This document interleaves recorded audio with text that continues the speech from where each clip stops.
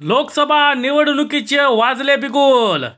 19 April ते 1 जून दरम्यान लोकसभाच्या निवडणुका 7 टप्प्यांमध्ये पडणार पार।